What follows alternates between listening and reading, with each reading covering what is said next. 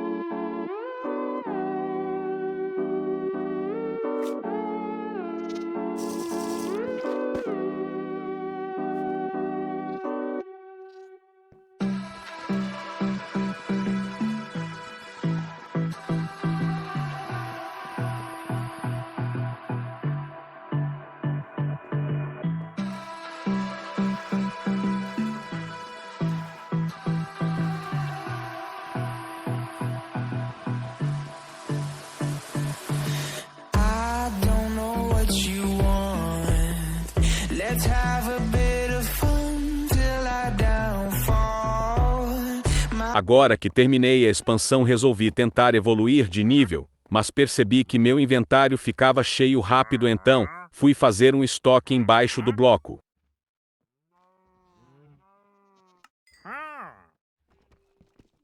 Porém essas aranhas apareceram, então resolvi matar elas para depois começar o estoque.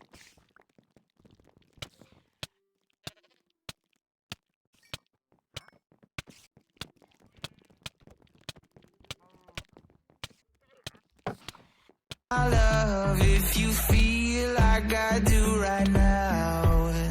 Don't say you're on the run to the other side, my love.